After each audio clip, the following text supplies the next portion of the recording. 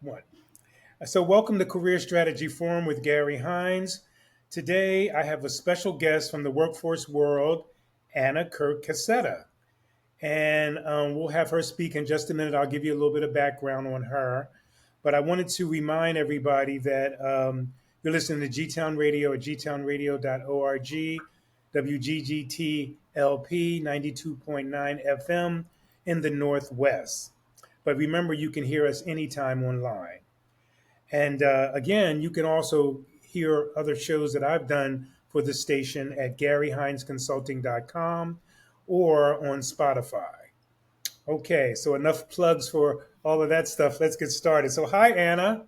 Hello, Gary. Good morning. How are you today? I'm doing well. I'm doing well. The sun's shining, so I'm good. There you go. That's terrific. Well, as you mentioned, and thank you for that kind introduction, that I'm been involved in workforce planning for a long time. So I'm anxious to have this discussion and see what our thoughts are between each other, because both of us have been in the trenches in Yeah. these for quite some time. And your elbows get a little sharp and you learn lessons along the way. And I'd love to share those with your listeners. Oh, that'd be great. That'd be so fantastic.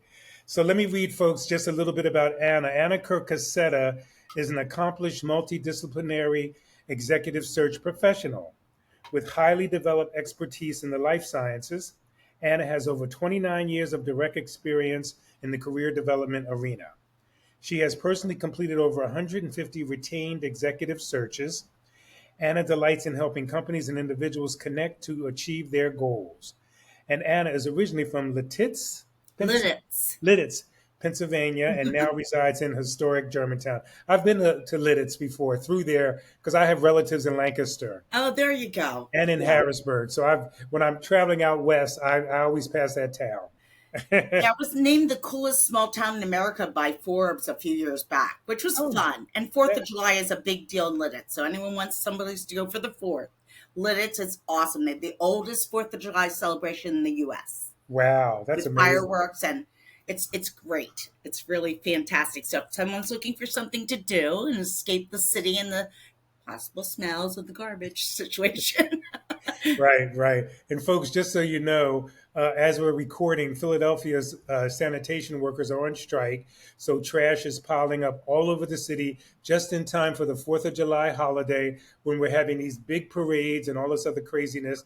And, the wafting smells will start getting through the neighborhoods. But I bet you 10 to 1, Anna, that Center City's going to be clean, down on the I wouldn't parkway. want to see the Parkway after tomorrow night, but Right, right, exactly. Yes. so let's jump into all these Yeah, interesting ideas sure. you had. What do you have to for me to chew on here, Gary? All right. Well, the first thing I want to ask you is kind of just tell me what inspired you to get involved in workforce and your career path, how that happened.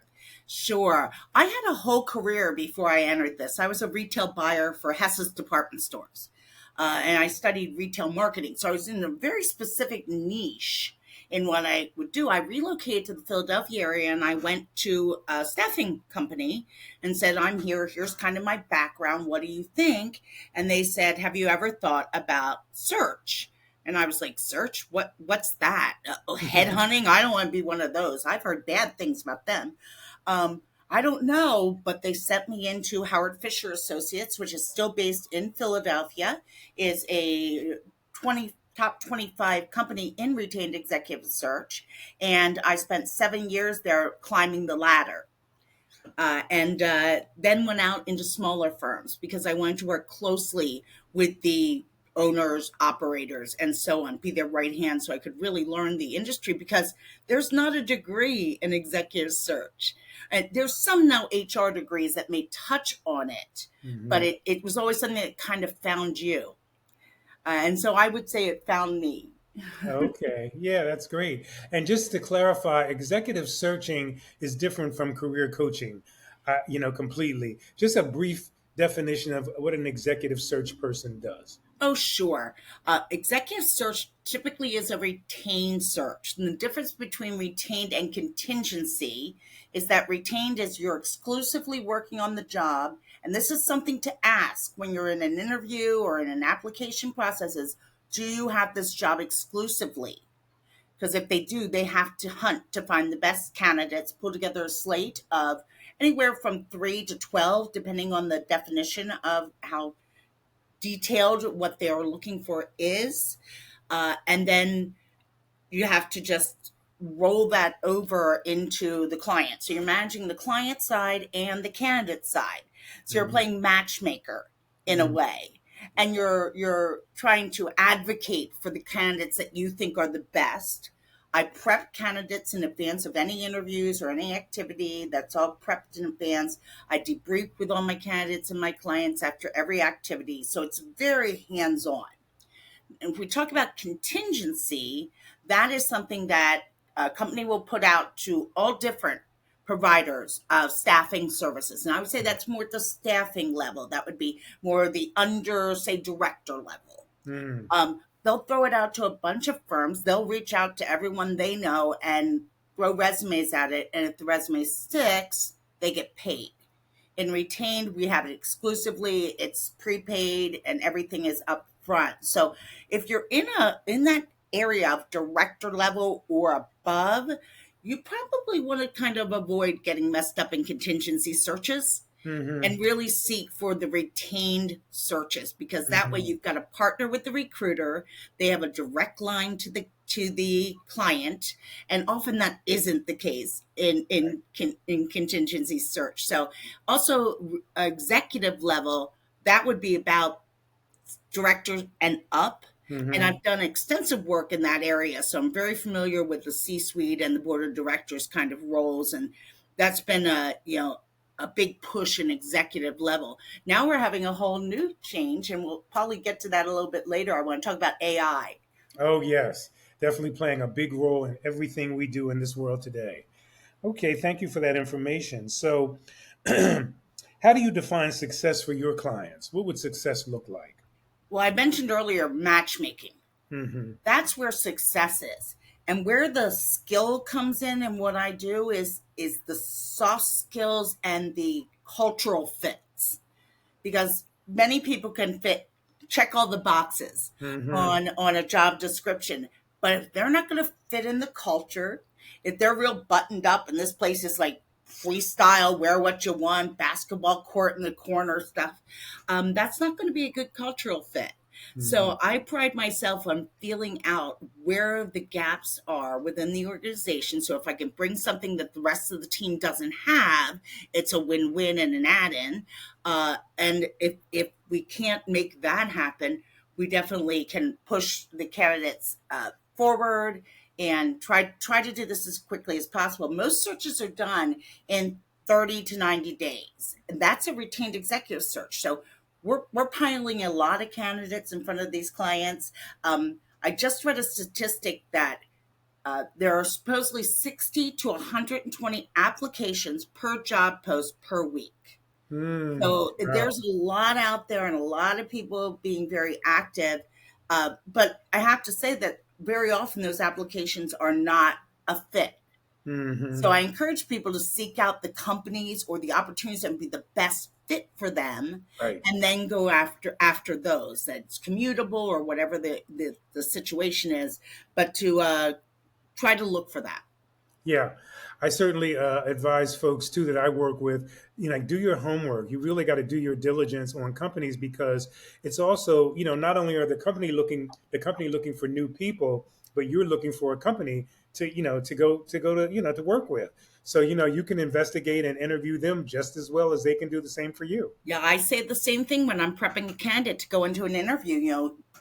You're interviewing them. This is such an important step for you in your Hmm. career, or a great opportunity, or something you've been seeking to add to your resume. And this is it. This is the gem. You've got to position it right. You have to do your research. You have Right. to see, who do you know there? Hmm. And we'll Hmm. talk, I'm sure, about LinkedIn in a little bit. But who you know there. It could be someone, a neighbor. It could be someone that goes to school with your kids, their parents, or someone in your church community. You may know someone who works there already. And if it's a larger company, they may even get a cash referral for Hmm. referring you. So Yeah. it's a Sure. win-win. So you try to play those win-wins instead of lose-loses. Exactly. Exactly. Yeah, we will get to LinkedIn in a minute. The next thing I want to ask you is, what are some of the common challenges you see mid career professionals facing today? And you probably already know that I kind of focus on mid-career folks, people that are changing jobs, changing industries. But what are some of the challenges you've seen? Well, I'm sure you know this, Gary. I'm speaking to the choir here, but looking at skill set transfer of skills. If you're an office manager for a copier company, you could probably be an office manager for another kind of company. Mm-hmm. Office management is one of those things, or administrative work, or certain things you can just lift up from one industry and drop into another. Right. But it's learning that industry inside and out before you attempt to enter it, because they're going to question you and you don't have experience in that industry, and you have to sell your skill set. Mm-hmm. And I think that's often challenging. I think mid-career professionals often are a little reluctant to apply their network. As I was saying earlier, who do you know? Who do they know?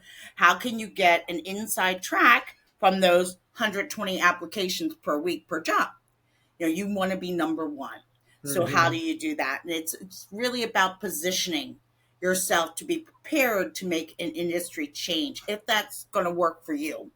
Another thing I see is that there's some people have tech issues. Right. They don't like the high tech. They don't like all this databases and all this typing and all this deep diving to find things. But you really need to educate yourself in how to do it, how to do those deep dives. If you see something, go to the company website, learn everything you can. Don't just let careless applications go out, because that could be the one and you could miss it by misstepping just a little bit. Mm-hmm. So I think it's really important to know what you're looking for, and to not be afraid of the technologies.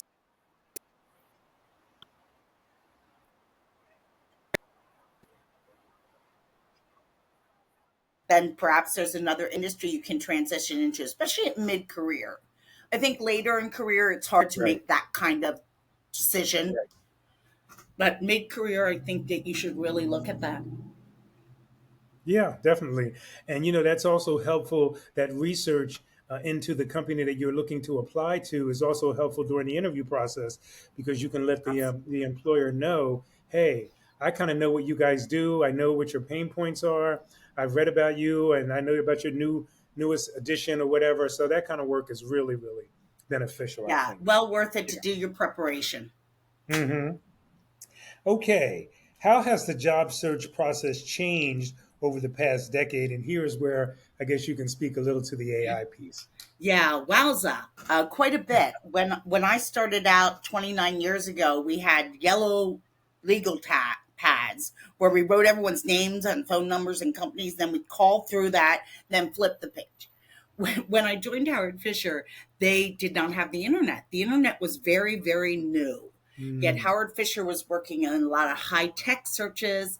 And so I was the first person to have the internet there, and I mm, had never had internet access before. So that in itself is a world of change that came oh in yeah. very, very quickly when people started to get access to the internet. And I also think it's been enhanced by the fact that people have been through COVID and lockdowns, and now people know how to use Zoom and other tools to do video conferencing, where they might not have been as adept at that prior to having to use it to communicate with friends and family. So Hmm. that's really where I think change just started to happen. And we have to talk about LinkedIn. I thought LinkedIn was a gift from God. Like, I can sort, and I can categorize, I can do location and send, and go through all these people. And I was lucky enough to have a professional version, the Hmm. the recruiter version. So I had a little bit more ability to reach out to people. What I'm hearing right now is that, and what I've experienced myself, to be honest, is there are a lot of baited uh, job requirements on LinkedIn. They're Hmm. either not posted by the company, thus just people, like I mentioned, there's contingency recruiters that just try to find somebody and see if they'll take them, Right. uh, or they're just scams. I've Mm, connected to a few scam things where they're trying to sell things and stuff like mm, that. And my number one piece of advice on that would be, if you see a job listed on LinkedIn, immediately go to the company website. right. Is it there? Is it on their career page? If Hmm. it is not, it probably doesn't exist. Yeah. And as a recruiter, I kind of understand that, because if we had a large need for regulatory affairs people, let's say, well, Hmm. I would recruit them constantly and put them in my backpack. I'll have you later when the opportunity is here. So I understand that a little bit, but these are really out there. So that's been a challenge for LinkedIn. Hmm. The other things I would urge you to do with LinkedIn is to make sure that your resume is applicant tracking system ready. And Hmm. I'm sure you're Hmm. aware of this, Gary. Sure. Everybody's now getting their application run through a computer that's making decisions based on keywords, making decisions based on years of experience, et cetera, et cetera. So you want to make sure that you're doing plain text and Hmm. not all these fancy schmancy things. It may look lovely on paper, but it'll probably get kicked right out of the machine and you won't even be considered. You won't even be looked at by anyone. Right. Now, bear in mind that recruiters spend about 30 seconds per resume. Hmm. So it's Hmm. important that it stand out. So when using LinkedIn, you really have to keyword load it. Yeah. Go into the keyword sections, look and change your profile and look at all the attributes that you can add to your experience to make yourself, a obvious choice, right? Hmm. So really loading up those keywords. Also, you should have your resume in a PDF format, Hmm. because if it's not, people can change it. Yep. And I hate to say that, but it has happened that people have gone and changed people's information on their resume after it had been submitted, Mm. which is That's not horrible. That's kosher. Yeah, absolutely horrible. it's not right.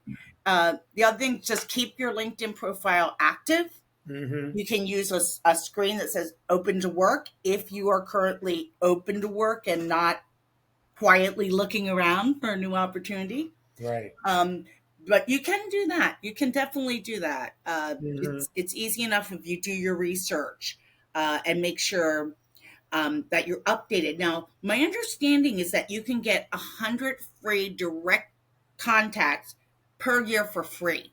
Mm. Mm. So those direct contacts mean that you can click a link and send directly to hiring manager or the HR department where you're looking, and they get it through their preferred method, whether it's text or email. They will get your information directly from you through Yeah. LinkedIn. So it's a great way to confidentially reach out to folks and say, hey, even I'm in the market, do you know anyone? Because I know you'll agree, Gary, this is a lot about networking. Hmm. It's a lot about knowing your skill set, knowing where your weaknesses are, working on those, having mentors is, I think, very beneficial. And you can ask someone to be your mentor. Sure. You don't need to just have someone appear in your life that's mentorish. You can definitely recruit a mentor, and then you have someone to run things past. Say, how's this cover letter look, or tell me Right. more about this industry trend, because I'm looking at a job in that area. Hmm. So those connections are really good to have. And Definitely good to have. yeah, they're Yeah. now offering 100. My understanding, I looked at the paperwork, 100 free contacts per year for the basic subscribers. Interesting. Interesting. There's a board member at G Town Radio who works for LinkedIn as in Sales Navigator, the Sales Navigator area, Yep. and he keeps telling me how beneficial that is for job seekers and for other folks as well. But it's also good for promoting business. So if Hmm. you have a small business like I do, it'd be good to go on there and use it. But it's just that it's a little bit cost prohibitive for me right now. That's the Hmm. one issue I have with some of LinkedIn's products. Yeah. Um, but one thing good I will say, in support of LinkedIn, is that I tell job seekers you can do so much there that you can't do on a resume. You can put video in there. You can put snippets of interviews you've had. You can do, upload documents or reports you've written. They can see so much about you Hmm. through LinkedIn. So it's a shame that I hear people, even young people, saying, "I don't need to. Why do I need to put all my information out there? People are going to steal it." That's not the case. You just have to safeguard like you have to do everything. Right. So Absolutely. okay, let me move on to what advice would you give someone who feels stuck in their current career? Yeah, I think this kind of all blends together with that transferable skills piece Hmm. that we were talking about earlier. If your skill set, you're an accountant, you can be an accountant for anyone, any industry. You don't have to stay just because you got your first job at a certain place and you went in that direction. That doesn't mean you have to stay in that direction. So the real challenge is people who don't have transferable skills, where they're very niche, they have very focused expertise. And so it's like threading the needle to find something for them. Yeah. But if you do, that gets back to that client success story we were talking about earlier. When you find the perfect match, the client normally will have goodwill, normally will have some surge in interest in the company because they announce these big hires all over the place. For example, I placed a VP of R&D for a medical device company. And so I keep in touch with these people. And this is something everyone should remember. Keep in touch with your contacts, tap them every once in a while and see what they're up to, send holiday greetings, those kind of things to keep them warm for you. Yeah.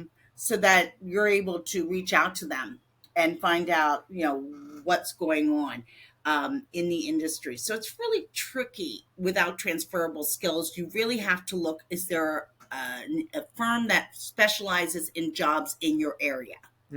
Earlier, Gary, you mentioned that my expertise is in life sciences. Right. So about 95% of everything I've done has been life sciences. So if you're in one of those niche roles, you're an R&D molecular nuclear scientist, you want to know me because I have access to those kind of niche positions. So if you're in a niche role, look for expertise within the search community. Find a search firm that focuses on financial or accounting or sales or whatever you're looking into, and befriend those recruiters. It's well worth your time to spend 5 or 10 minutes having a dialogue with them. If they call you and want to talk, return the call. Sure. Because if it's not for you, it might be for someone you know. And if not for someone you know, you've established a relationship. Ask after every contact you have, may I connect to you on LinkedIn?